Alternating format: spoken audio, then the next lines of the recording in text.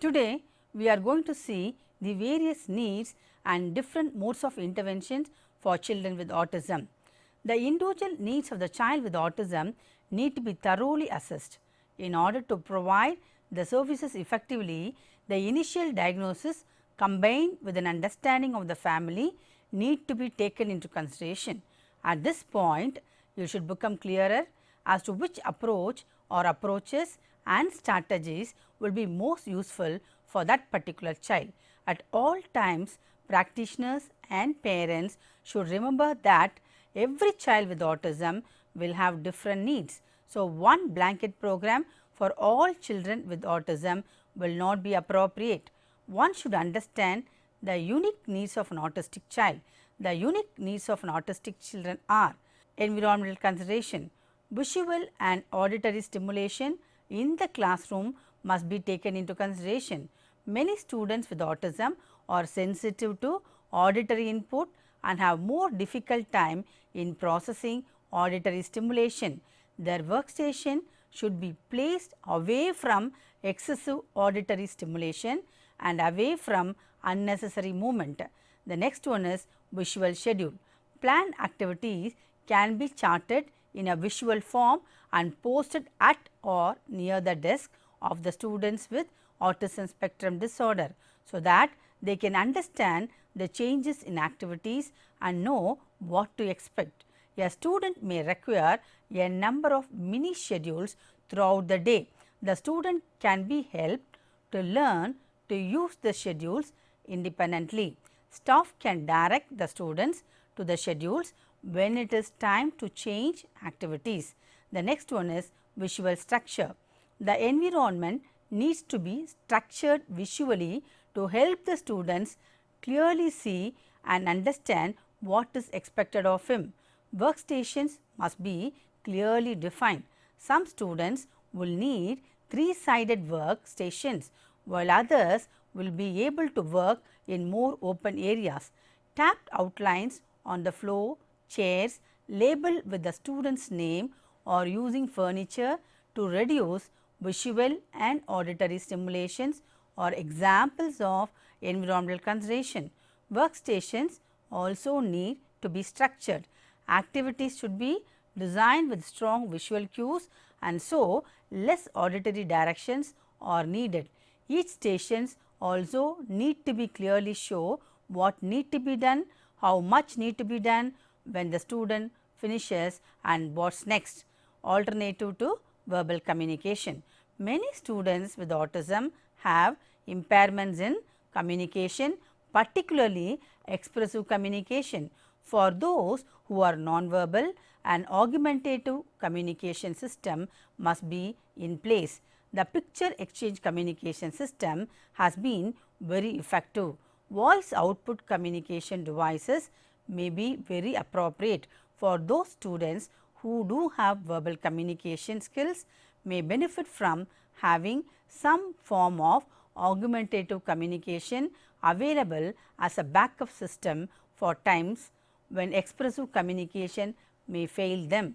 It is very common for students to be unable to access verbal communication when in a stressful emotional state.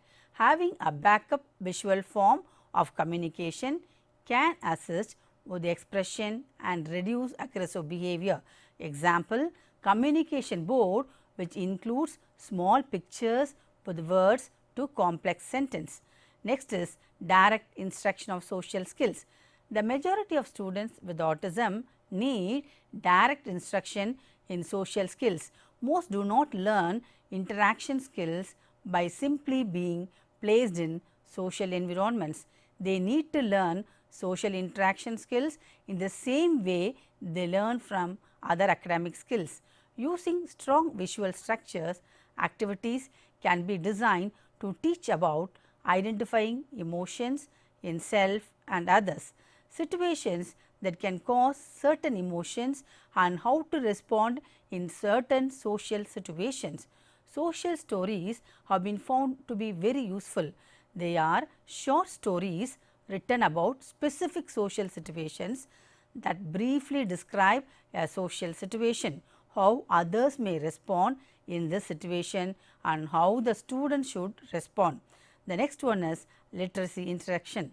Because many students with autism rely on some form of augmentative communication, even if it is only a backup, literacy instruction is very important. Augmentative communication means supplementing or replacing speech or writing by those who are unable to use verbal speech to communicate. If a student is literate, he or he will be able to communicate at a much higher level than if the child is forced to depend on communication devices that are programmed with limited vocabulary. Literary instruction should begin at a very early age and continue throughout all school years. The next one is consistency. All students do best when the daily program remains consistent with clear expectations. All staff working with students with autism need to be well trained and must implement the daily program as consistently as possible. Sensory opportunities. Most students with autism have some sensory needs. Many show deep pressure or very relaxing. Others need frequent opportunities for movement. All students should have a sensory profile completed by an occupational therapist or other professionals trained in sensory integration. Based on a profile, a sensory diet can be created and implemented throughout the day. Functional curriculum. Children with autism have a great deal of potential to live and work independently as adults. The curriculum should place a strong emphasis on following a functional curriculum. Skills that emphasize daily living skills, community skills, recreation and leisure and employment need to be incorporated into the curriculum. Students in inclusive setting can follow the regular curriculum, but emphasis should be placed on those skills that are most functional. Functional academics should always include literacy, that is reading and writing, basic maths, time and money skills, self-care skills, domestic recreation and community experiences. Older students should have formal employment opportunities beginning in middle school. Take advantage of students' strength and interest. Many students with autism have a particular strength and interest, and these should be taken advantage of in the classroom. For example, if a student demonstrates an interest in trains, the student should have opportunities to read about trains, write about trains, do maths problems about trains. When teaching in an inclusion class, it is important to involve every child. Learning some simple tips for encouraging autistic students to participate can be helpful. Children with autism have difficulties communicating and poor social skills. As there is a large spectrum of symptoms that falls on the autistic scale, the severity of the disability can vary widely between two different students. Even so, there are some generalities that will help teachers include these students more in the classroom. Next, we have to see daily classroom routines for autistic students. Students with autism thrive on a predictable routine. When something unexpected happens, an autistic child has difficulty in coping and may demonstrate some stereotypical autistic symptoms such as rocking and repeating the same word or phrase. This repetition is calming and efforts should be made to gently teach the child how to cope up with changes in the routine. Have the classroom routine written down so that the teacher can refer to the schedule often throughout the day. Having a schedule tapped to the student's desk may help as well. The child can look at the schedule himself and know what is coming next. This is especially helpful when the schedule changes. Providing the student A written schedule will help them and cope from one activity to another. Reduce the distractions in the classroom. Minimizing the excess stimulus in the classroom will help prevent the student with autism from becoming overwhelmed. It is easier to process one thing at a time, and when there is too much going on either visually or audibly, it can cause the students to shut down and resort to calming techniques. When the students seem to become overwhelmed, quiet the class, slow down the pace of the activity, or allow the student to move to a quiet area of the room to calm down and continue working. Reducing the noise and clutter in the classrooms can help. Simple teaching strategies for autistic students. Ask simple questions and instead of giving open-ended questions and provide options. How do you go to school? By bus, car, scooter or by auto. Remember to give more wait time than usual for the students to answer a question, and be sure to use vocabulary that the child understands. This may mean using simple words or defining words as you go on. Reward questions instead of repeating the same question if the student does not understand or does not respond. Remember that the child may take longer to process a request and may be hesitant to try something new. When speaking to the child, work on getting to the child to make eye contact. Do as much concrete teaching as possible instead of requiring the student to draw an inference. Be sure to involve all the child senses in the learning process. Working with an autistic student in an inclusive setting has its challenges. Patience is a huge key in helping the child to be successful. By setting a routine, reducing distractions and implementing some simple teaching strategies, an autistic child will be able to participate more and learn more in the class. An intervention is any kind of activity that is designed to improve the quality of life for people on the autism spectrum disorder. Some interventions can be quite simple and straightforward. For example, if someone finds a specific situation difficult, you can change the situation. For example, if a child finds difficulty as being in a noisy environment, we can change by reducing the noise in the room. Interventions can be broadly classified as LOAS, behavioral intervention, psychological intervention, sunrise program, motor intervention, augmentative and alternative communication, assistive and adaptive technology, Melatones, art therapy, drama and dance therapy, play therapy, music therapy and dietary and vitamin treatments. So, we will see the interventions one by one. Now, let us see LOAS. The LOAS is a program based on behavioral theory. The children are likely to repeat the learned behaviors that are positively rewarded and less likely to repeat behaviors that are negatively rewarded. It is a form of applied behavior analysis in which the trainer models to the child a skill to be mastered, such as placing one block on top of another and then encourage the child to repeat. This needs a qualified trainer who need to sit opposite to the child. Eye contact is required using prompting, and the request for the child to complete the task is repeated until success is achieved. Success is always rewarded with favored food and activity. It is usually undertaken in the home by a team of trained LOAS workers who will regularly work with the child. The activities are highly structured and would be planned individually for the child. Reports suggest that many children achieve considerable success within the program and some are able to proceed to mainstream provisions. The next one is behavioral intervention. Behavioral interventions are designed to encourage appropriate behavior such as getting dressed or talking to others, and to discourage inappropriate behavior such as hand banging or aggression towards others. Therapists, teachers or parents break down the desired behavior into small achievable tasks which are then taught in a very structured manner.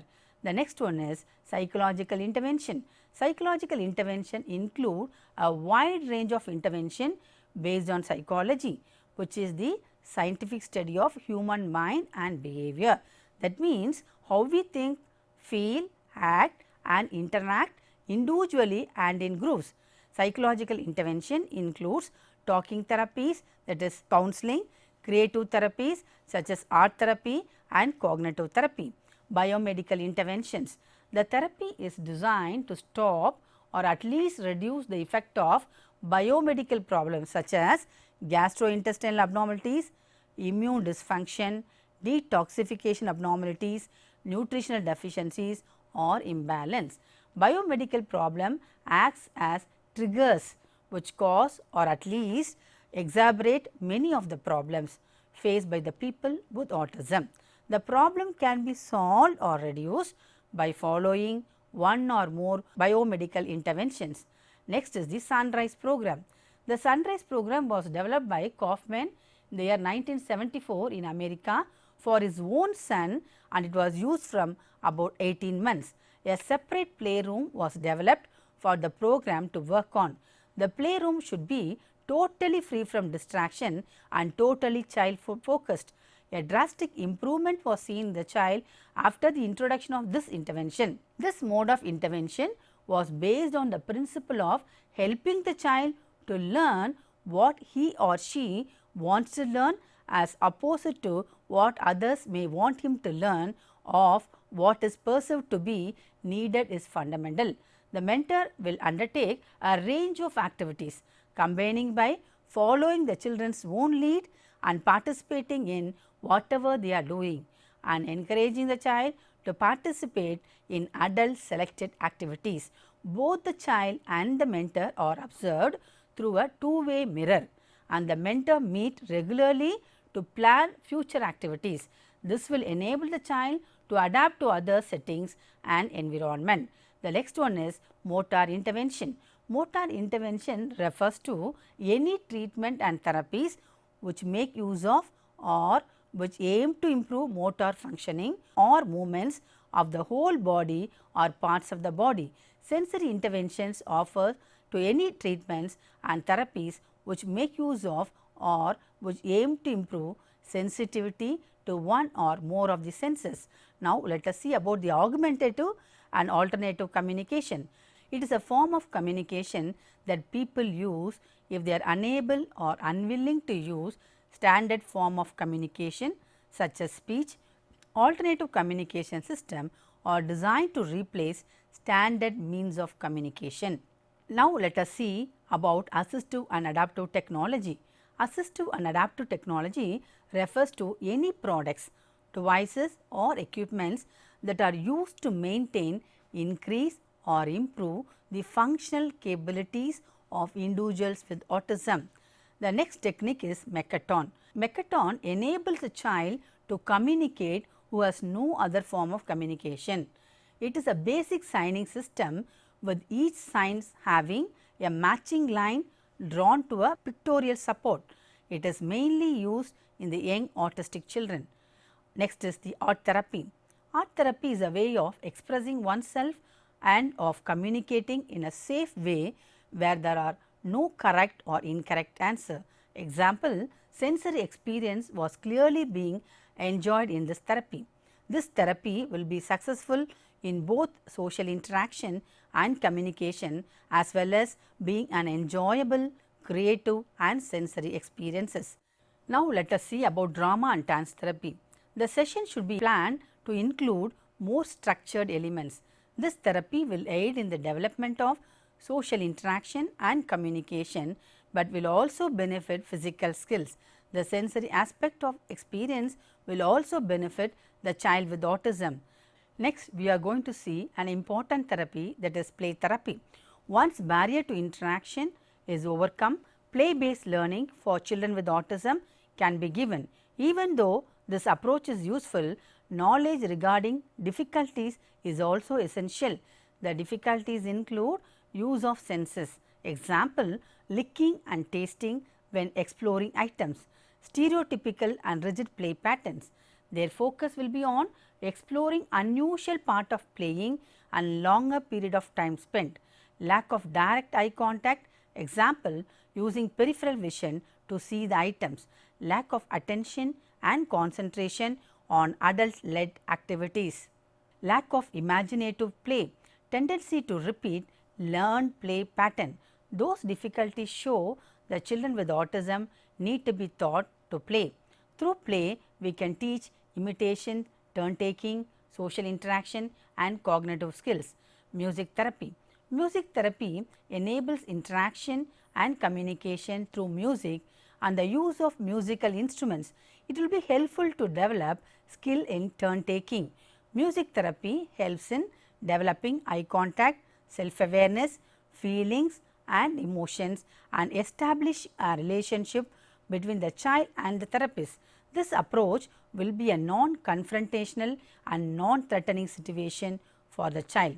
It will help the child to gain self-awareness, which will enable them to respond more readily in everyday social interaction. Dietary and vitamin treatments. Some children with autism experience certain food allergies or intolerance, often with wheat and dairy products.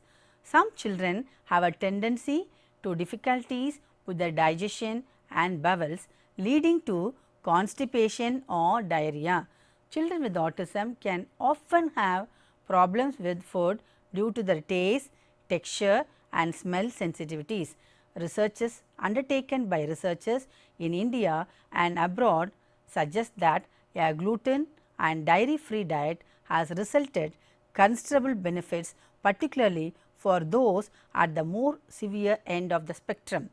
So, from this we have seen what are the various needs of children with autism and the different modes of intervention that can be given for children with autism. So, these two are important aspects in rehabilitating children with autism. Thank you.